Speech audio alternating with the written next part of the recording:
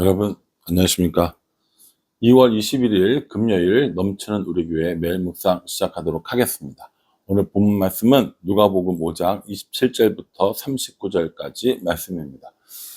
예수님의 제자들은 모두 12명입니다. 제자들을 부른 이야기들이 모두 다 나오진 않지만 몇 명 제자들은 나옵니다. 대표적으로 우리 지난번에 살펴봤던 베드로와 또 안드레, 야고보와 요한을 부르는 장면들을 살펴봤고요. 오늘 말씀에 보면 누가 나오냐면 레위가 나옵니다. 또 그 레위라는 이름이 사실은 그 예수님의 제자 중에 있느냐라고 물어보면 못 들어봤는데요 이렇게 얘기할 수도 있는데, 이 레위라는 사람의 이름이 다른 이름이 마태가 되는 겁니다. 그러니까 마태복음을 쓴 그 마태가 바로 레위였다라고 생각하시면 됩니다. 이 레위의 직업이 뭐였냐면 오늘 본문에 보면 세리라고 이야기합니다. 세리라고 하면 오늘날로 이 세무소, 공무원 이 정도 되겠죠. 근데 이 세리의 문제가 뭐냐면, 일단 지금 이 식민지 시대에 살고 있는 사람들이잖아요. 근데 이 로마의 그 우리나라 말로 치면 부역자가 되는 것이죠. 그래서 로마 정부를 돕는 일을 했고요. 또 자신의 이런 사욕을 위해서 과도하게 세금을 걷는 일이 있었던 사람들입니다. 세례 요한이 그 회개에 합당한 열매를 맺으라고 할 때 세리들에게 뭐라고 얘기했어요? 정한 것만 받아라 라고 이렇게 얘기했거든요.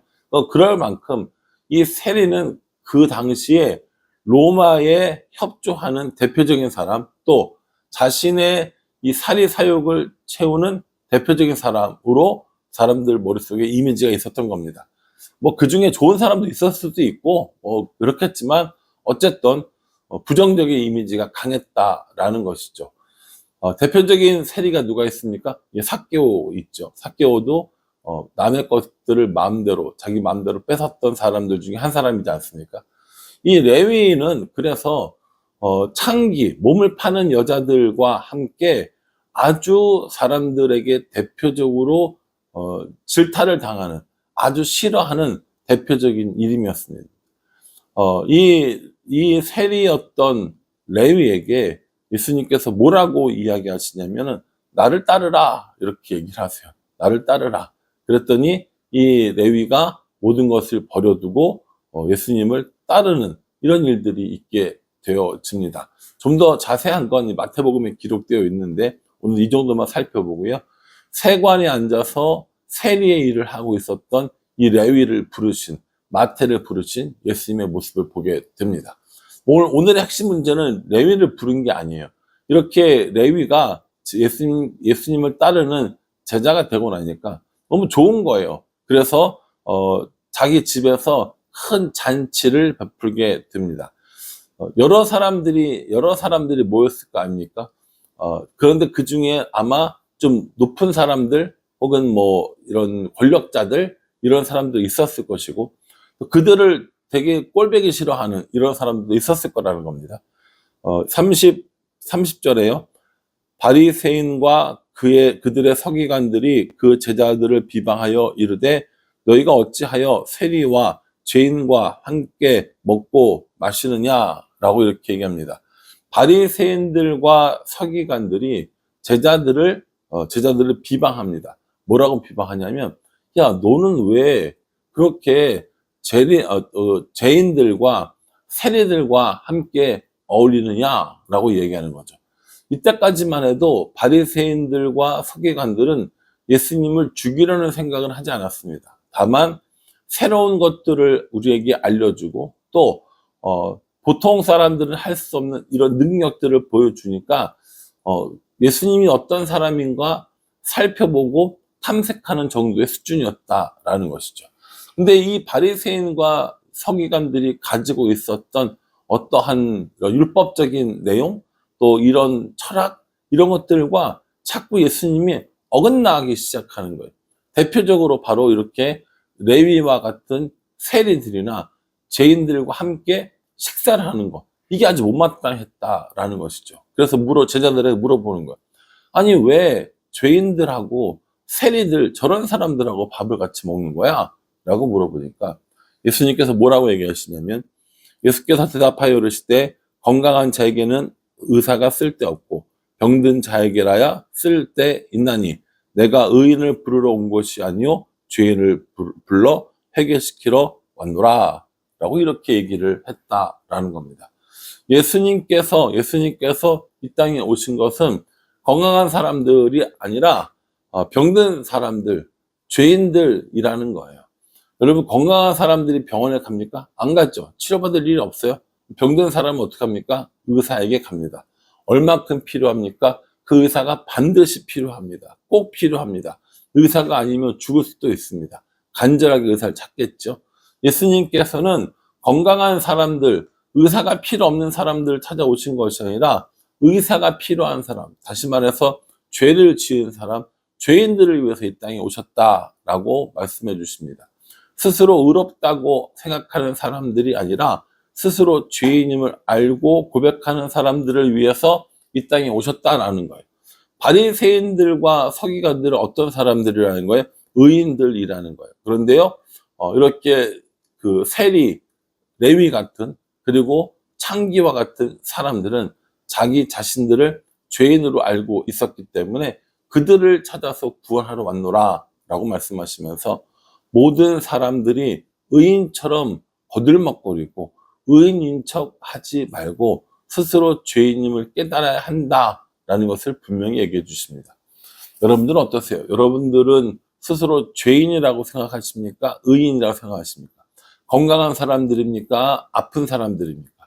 만약에 우리가 병들었고 아프다면 의사를 찾아가는 것처럼 우리가 죄인이라는 것이 고백되어질 때 예수님이 필요한 거예요. 이 전도를 하거나 신방을 하거나 상담을 하거나 이렇게 할 때 제일 힘든 사람들이 누구냐면요, 자기가 죄인이라고 인정하지 않는 사람이에요. 나는 죄인이 아니에요. 내가 죄인이 아니면 뭐가 필요 없어요? 구원자가 필요 없어요. 나는 아프지 않아요. 그럼 뭐가 필요 없어요? 의사가 필요 없어요. 내가 아프다는 걸 인정하고 내가 죄인이라는 게 인정이 돼야 예수님이 필요한데, 내가 죄인이 아닌데 뭐하러 예수님을 믿어요? 내가 죄인이 아닌데 뭐하러 예수님을 만나요? 그러니까 내가 의인이라고 생각하는 이상에 예수님 필요 없는 거야. 그러니까 바리새인들과 서기관들이 어떻게 했습니까? 나는 의인인데 예수님은 자꾸 와서 죄인이라고 그러고, 나는 의로운데 자꾸 나한테 죄인이라고 하고, 그러면 뭐예요? 결국 예수님을 배척하게 되고 결국에는 예수님을 죽이기까지 하는 일들이 생기는 겁니다. 여러분들에게 물어보겠습니다. 여러분들은 죄인입니까? 의인입니까? 건강한 사람들입니까? 병든 사람들입니까? 예수님이 필요 있는 사람들입니까? 예수님이 필요 없는 사람들입니까? 이거 물어보는 거거든요. 오늘 누구도 예수님 없이 살 수 있는 사람은 없습니다. 예수님의 구원을 필요하지 않는 사람 또한 없습니다. 그럼에도 불구하고 스스로를 믿고 잘못된 믿음을 가지고 자신을 믿고 살아가는 사람들이 우리 가운데도 여전히 존재할 수 있다라는 겁니다. 내가 죄인인 게 인식이 안 되고, 내가 죄인인 게 고백이 안 되고, 그래서 예수님 없어도 충분히 살 것 같이 사는 사람들이 있다면 오늘 이 말씀, 죄인을 부르러 오신 예수님을 어떻게 봐야 할지, 죄인을 부르러 오신 예수님의 이 말씀을 어떻게 받아들여야 할지 다시 한번 생각해 보셨으면 좋겠다라는 생각을 합니다. 그 이후에 예수님께서 또 금식에 관한 교훈을 주셔요. 왜 너희 제자들은 금식하지 않느냐라고 하는 이 질문에 혼인집에 신랑이 있는데 뭐하러 금식하냐 이 얘기를 하세요. 이게 뭐냐면 바리새인들과 서기관들은 정기적으로 금식을 했거든요. 근데 제자들은 금식을 안 하는 거예요. 왜 금식 안 하느냐? 지금은 신랑이랑 같이 있으니까 금식하면서 기다리고 또 금식하면서 고대하는 이 신랑이 이미 와 있는데 혼인 잔치 시간인데 뭐하러 금식을 해? 라고 이야기하는 거죠.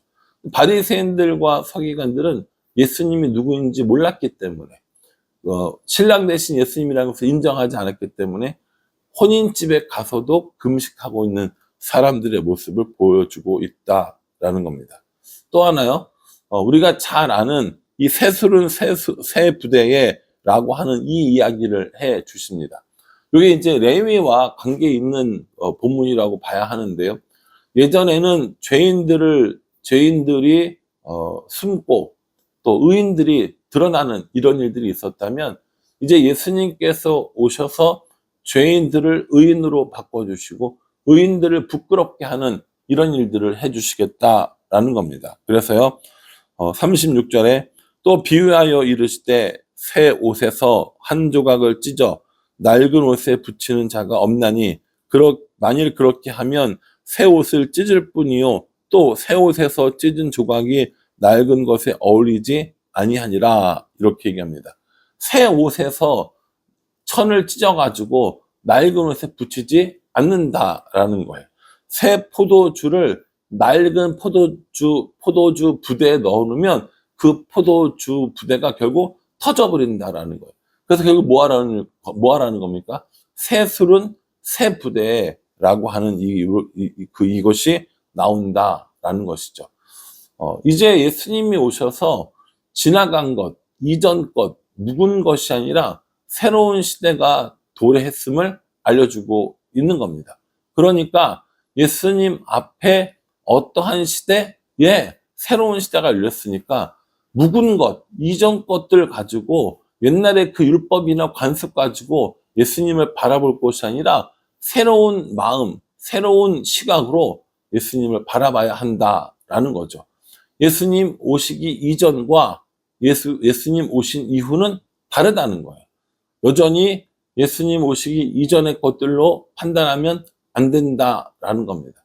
예수님께서 새 시대를 열기 위해서 오신 분임을 우리에게 알려주셨습니다. 그러면요, 우리가 개인적으로 적용을 해보자면, 우린 예수님을 믿고 난 이후에 새로운 삶을 살고 있습니까? 예수님이 오신 이후에 혹은 예수님을 만난 이후에 새로운 사람으로 살고 있습니까? 고린도 전서의 말에 의하면 이전 것은 지나갔다고 그랬어요. 새 것이 왔다 그랬어요. 그러면 우리들의 삶도 예수님 때문에 새 것이 되어야죠. 만약 우리가 여전히 레위 같은 죄인들을 향해서 너는 나쁜 사람이야 라고 이야기한다면 우리는 여전히 옛 시대에 살고 있는 사람들입니다.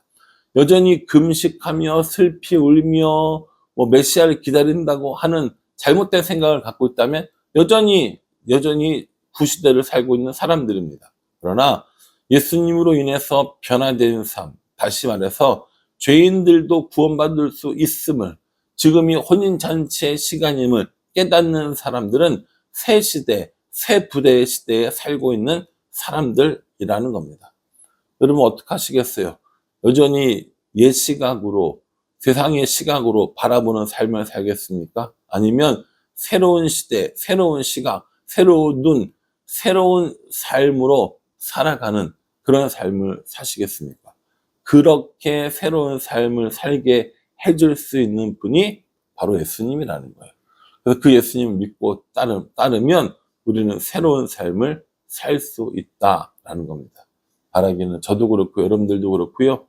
옛것에 붙잡혀 있는 삶이 아니라 새로운 시대, 새로운 삶, 그 삶을 살게 하시는 예수님과 함께 살아가는 우리 모두가 되기를 간절한 마음으로 기도하겠습니다.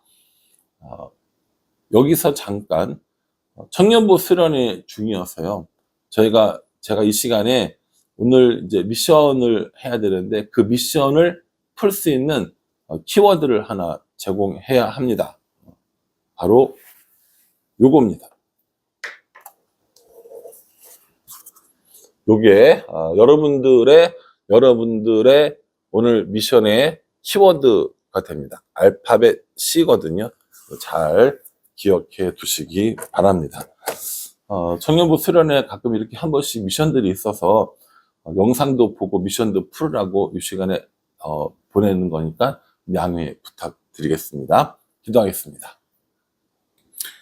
새 술은 새 부대에 담아야 한다라고 말씀하시면서 죄인들을 바라보던 시각들, 금식을 바라보는 시각들, 이런 것들을 예수님으로 통하여서 새롭게 만들어 주십니다. 예수님 믿고 난 후에 나는 어떠한 삶을 살고 있는지, 예수님 믿고 난 후에 나는 어떠한 새로운 삶, 새로운 시각을 갖고 있는지 잘 돌이켜보게 하여 주시고, 예수님을 만난 새 생명을, 새로운 삶을 기쁨으로 누리며 살아갈 수 있도록 도와주시옵소서. 예수님의 이름으로 기도합니다. 아멘. 예, 오늘 말씀 기억하시고요. 예수님으로 인하여서 새로운 삶을 살아가는 우리 모두가 되기를 간절한 마음으로 기도하겠습니다. 감사합니다.